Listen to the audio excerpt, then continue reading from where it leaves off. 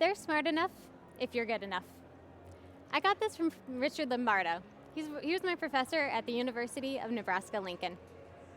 What this means is people are generally smart enough and capable of understanding the words that we need to communicate to them and the ideas that we want them to understand if we're willing to slow down and take the time to explain the concepts clearly and simply. Statistics is usually thought of as a complex topic, maybe something with a high barrier to entry, possibly something that's too scary, and something that isn't for us. It doesn't have to be that way. My name is Tara Morton.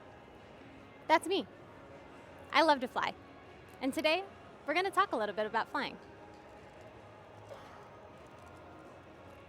We'll start out by talking about some statistics terms. Some things that might come across as a little bit jargony and may instill some fear, but things that, again, we can explain clearly and simply. Then we'll talk about statistical significance testing, how we know if we can trust our analyses and how much. Then we'll dive into some specific statistics models. Specifically, we'll talk about scatter plots, cluster analyses, and forecasting, and ways that we can tweak those models, customize them to the way that we want to see them, and the things that we want them to tell us with our business questions. And then we'll talk about the numbers behind those models and what they mean.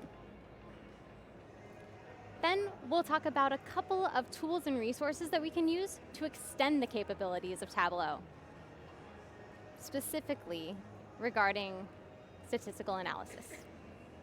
Then we'll review, and I'll save some time for Q&A.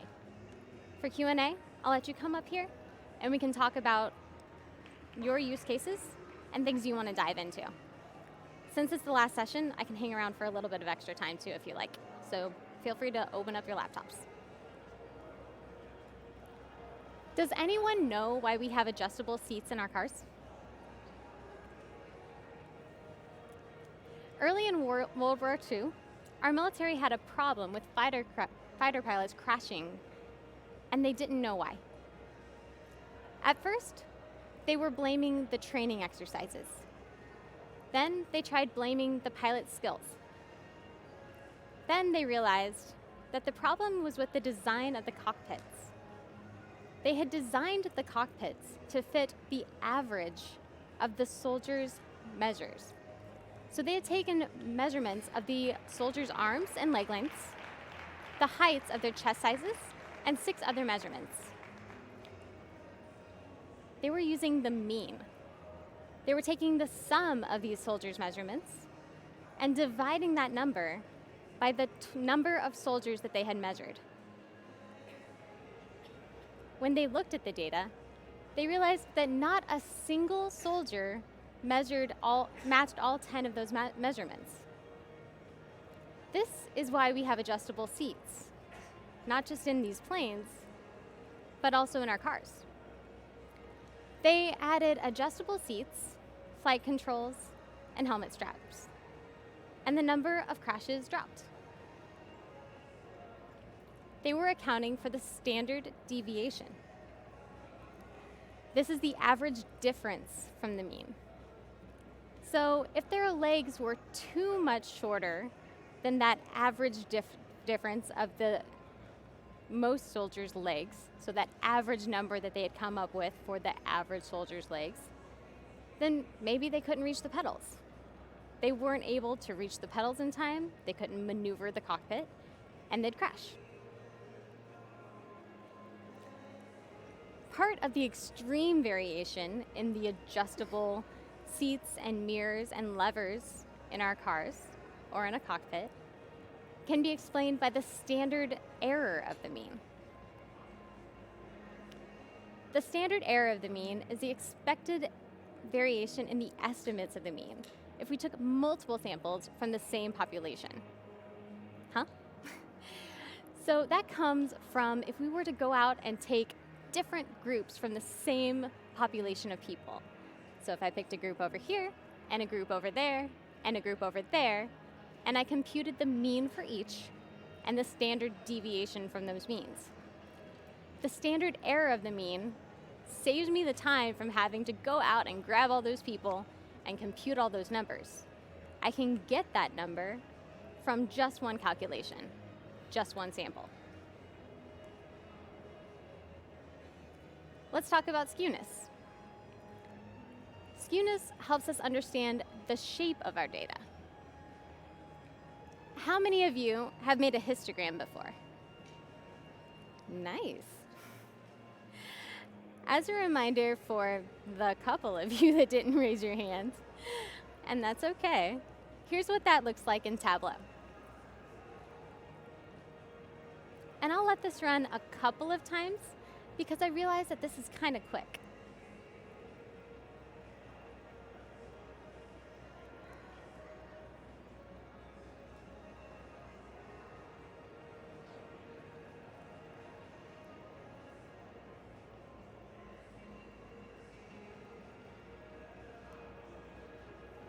Skewness describes the symmetry of our data. It tells us whether our data has extreme values to one side.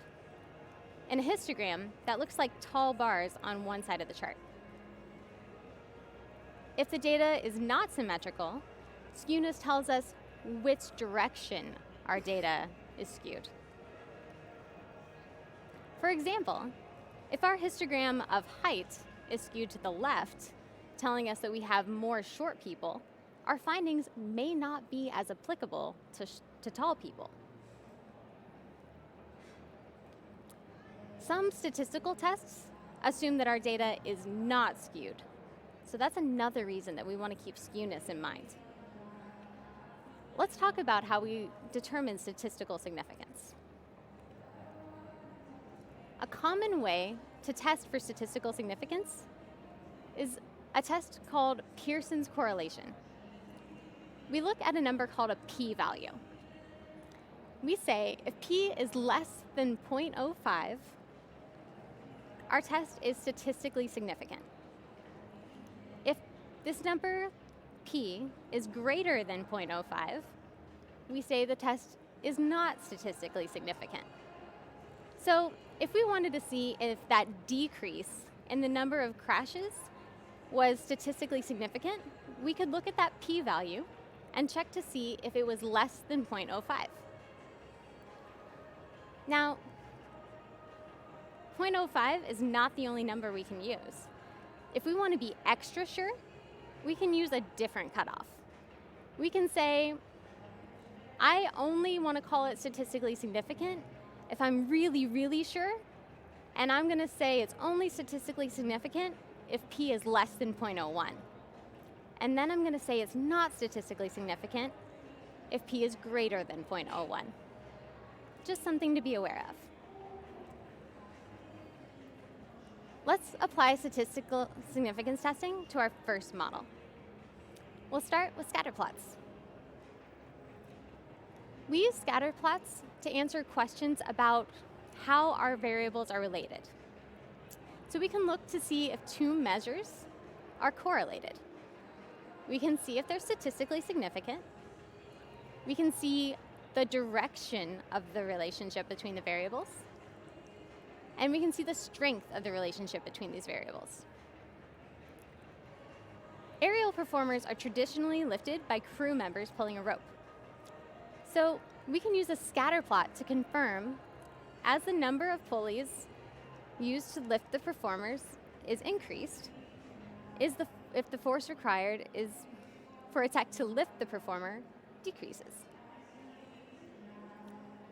To add a trend line to a scatter plot, we click on the analytics pane and drag in a trend line into the view. And when we click that analytics pane and click to select a trend line and drag it into the view, we have several options. Most of the time, we're going to choose a linear trend.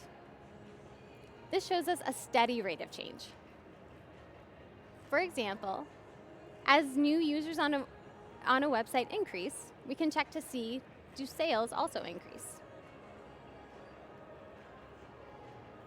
A logarithmic trend will tell us as a rate of change increases quickly, or decreases quickly and then levels out. For example, think of strength gains. So newbie lifters tend to gain strength very quickly, and then it takes them more time to gain strength over time. Exponential models show us values changing increasingly higher rates. So think of compounding interest. As your money increases quickly and more quickly the longer it's invested. So think of your savings account.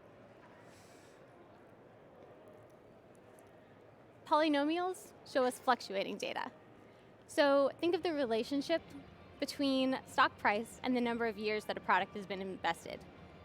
So we'd expect to see a rise as the product is introduced to a market. It'll peak. And then as we add new features, we can become excited as it rises again.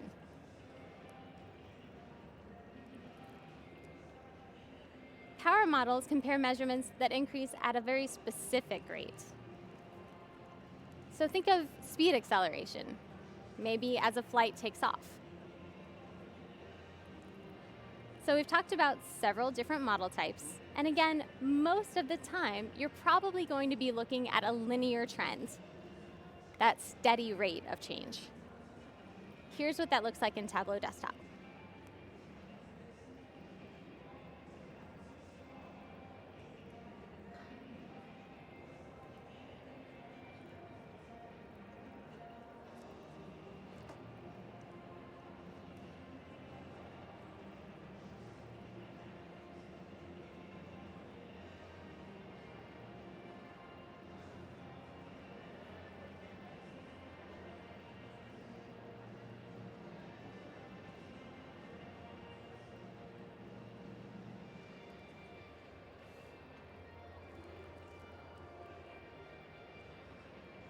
And again, that was kind of quick, so I'll let it play one more time.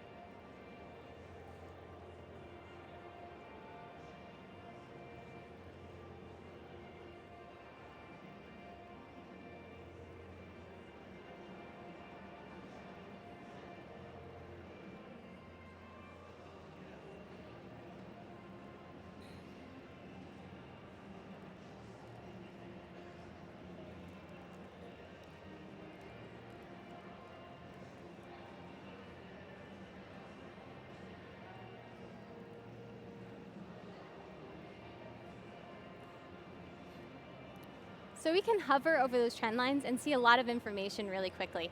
We can see that p-value that tells us whether the chart is statistically significant. And remember, we're looking for less than 0.05 there. We can also see that R-squared model. That tells us how well the data fits the model. We're looking for the variance explained by the model.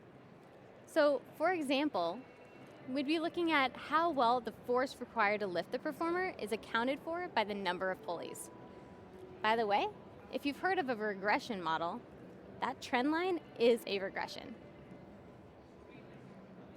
We were able to see quick info by hovering over the trend line. We could see if it was statistically significant, and we could see how much of the variance we were accounting for by the model.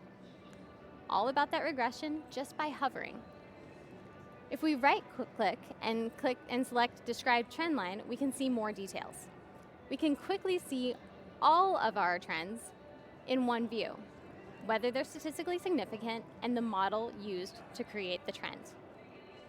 We can also see that standard error of the mean. That's that number that tells us if we went out and picked all those different samples from the same population, how far away they are from the mean. As a quick tip, if we want to see multiple pairs of measures at once and how they're related, we can see them in the same view with small multiple charts.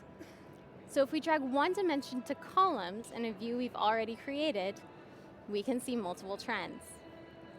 In this example, we've dragged a second dimension to rows, and we can see even more. So if I wanted to see the force required to lift an aerialist, see how that decreases as the number of pulleys increased across different apparatuses, like silks and hoops, I could see that by dragging apparatus to columns.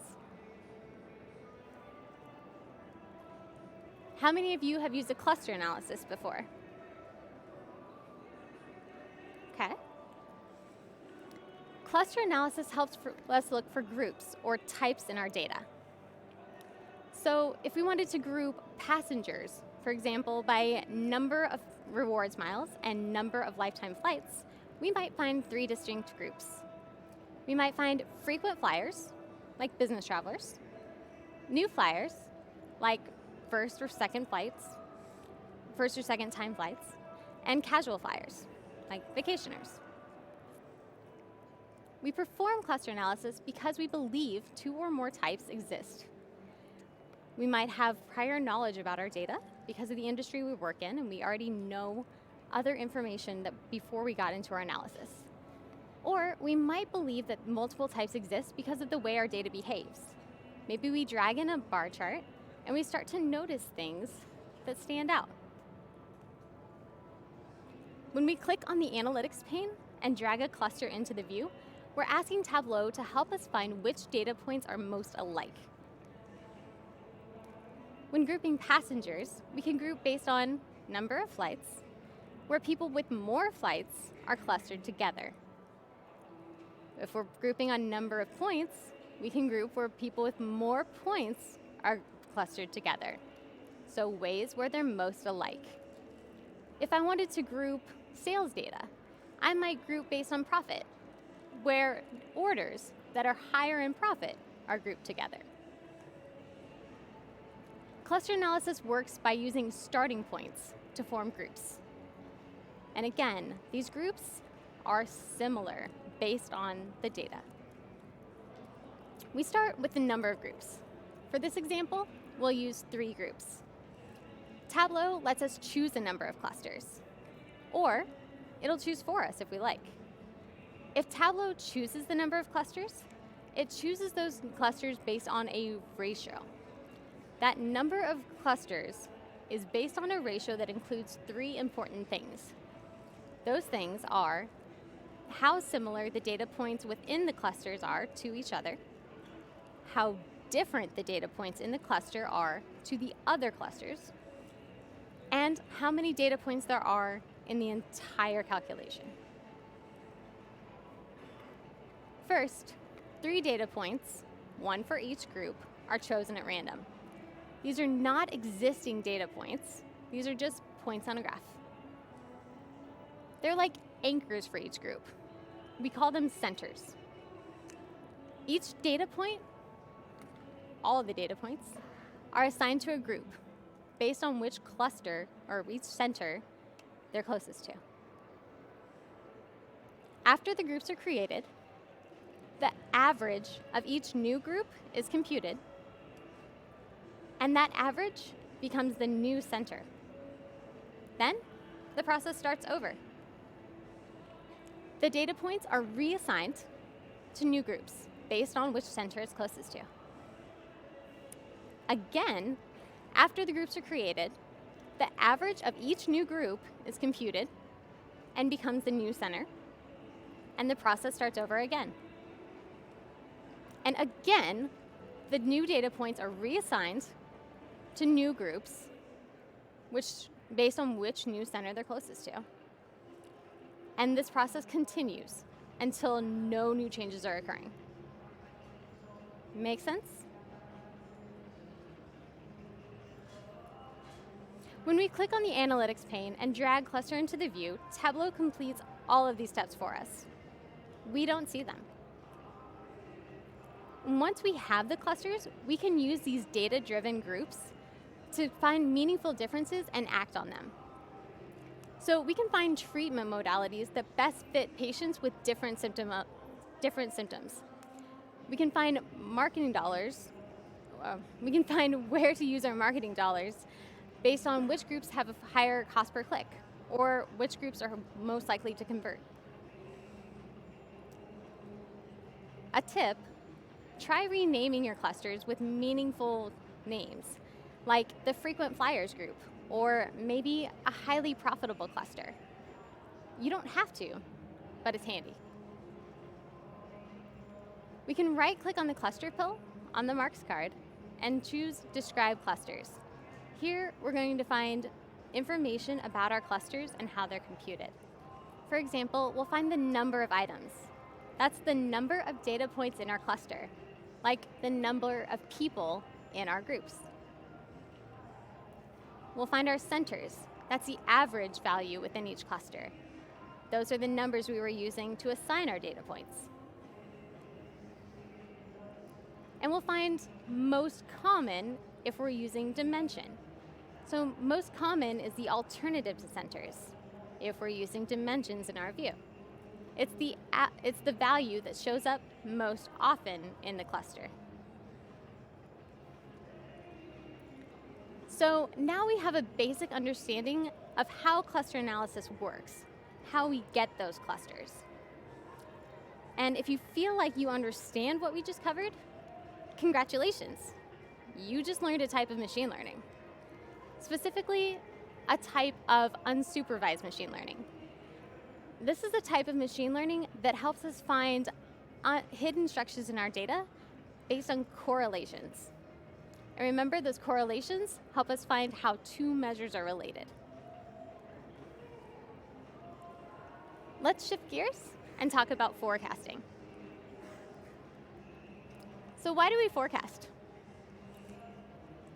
We'd like to know what's likely to happen so we can plan for the future.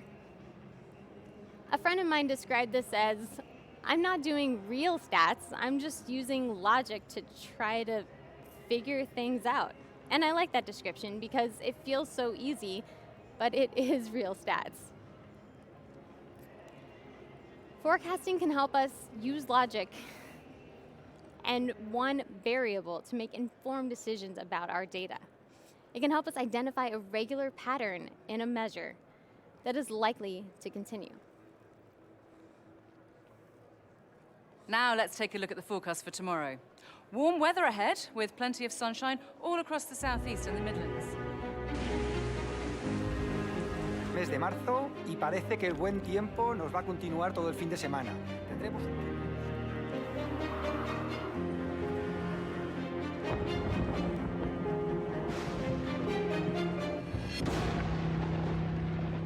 De beaucoup de soleil, de temps avec un mercure en moyenne de 16 degrés à très vite.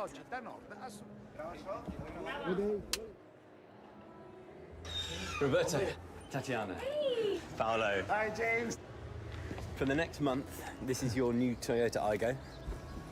This car's been specially rigged. When you start the car, if you predict rain, then the sunroof will remain closed. But if you predict sun, the sunroof will automatically open no matter what the weather. Really? Well, our weather forecasts are always perfect. Oh. I hope so. I hope so too. Now, this is your warm weather outfit, and this is your cold weather outfit. Bye-bye. Bye. Sol para mañana y ascenso de temperatura, sobre todo en el centro, donde podemos... Hola. Otro acierto. Je vous l'avais dit. Previsto e azzeccato. Ce week-end, les températures seront largement au-dessus des normales de saison. C'est un peu le printemps.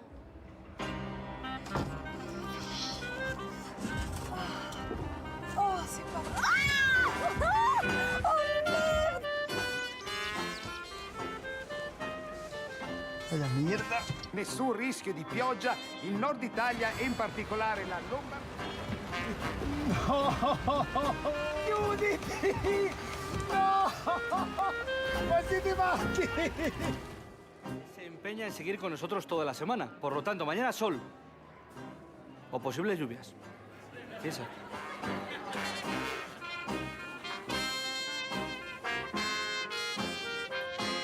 Oh, fais chier, ce stupide challenge.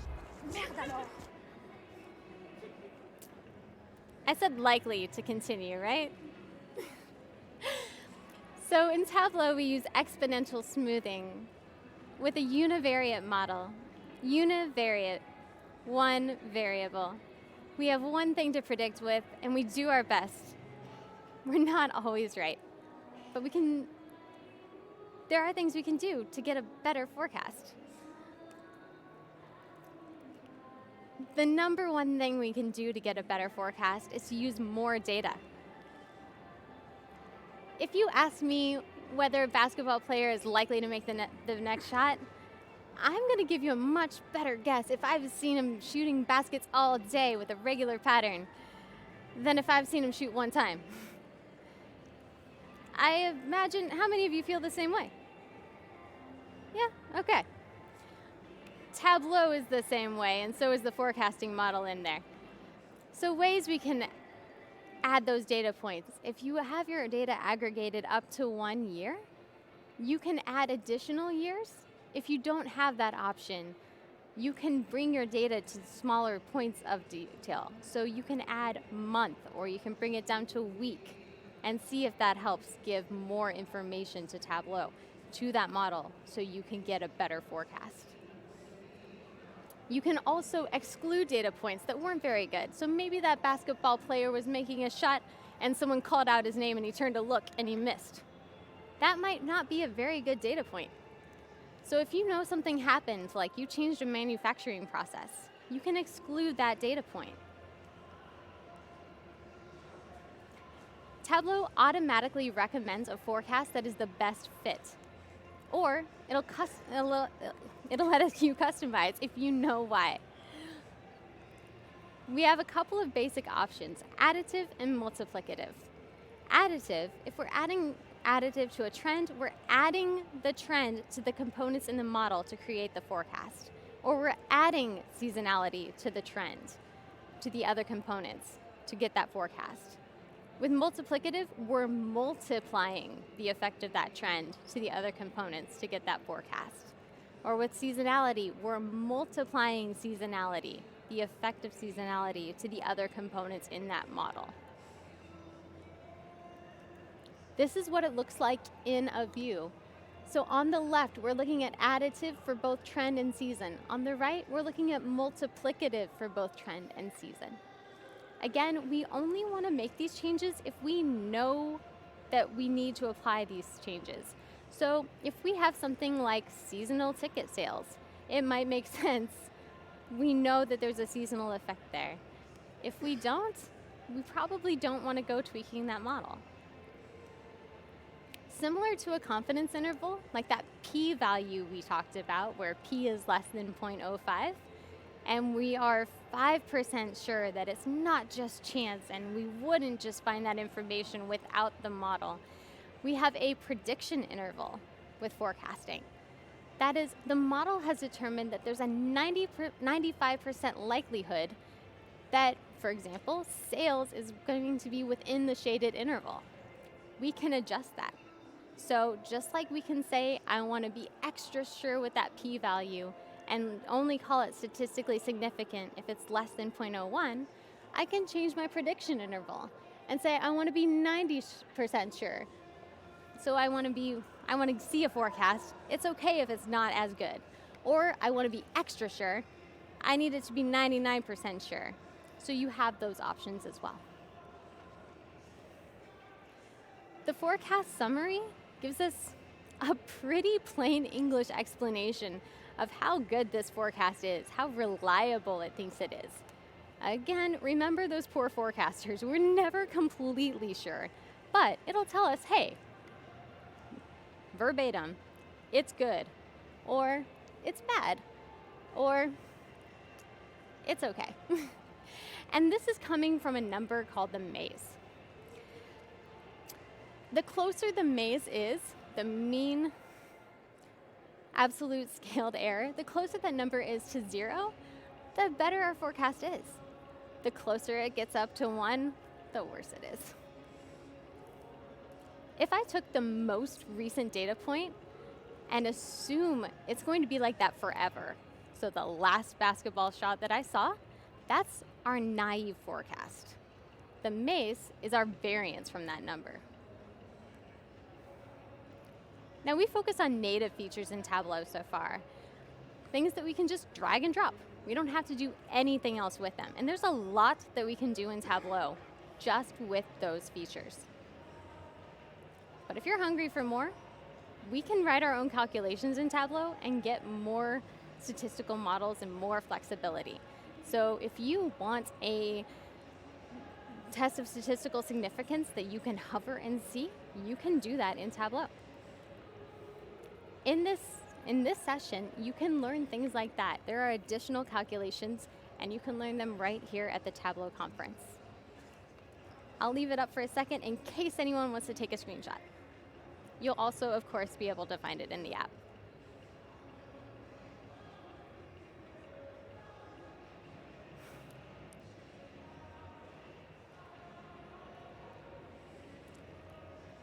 And of course, we also have integrations. So we can extend the capabilities of Tableau with TabPy, R, and MATLAB. So if you're familiar with statistical packages, with those languages, you can write your own code. So if you want a multivariate forecast, if you want to use multiple variables to predict what's going to happen or likely to happen, you can do that in Tableau, and much more. We have several resources that are fantastic for this. Online help on the Tableau site, the knowledge base, kb.tableau.com, and also a guy named Bora Baran. Look up his blog, it's fantastic. And, of course, more Tableau conference sessions for you.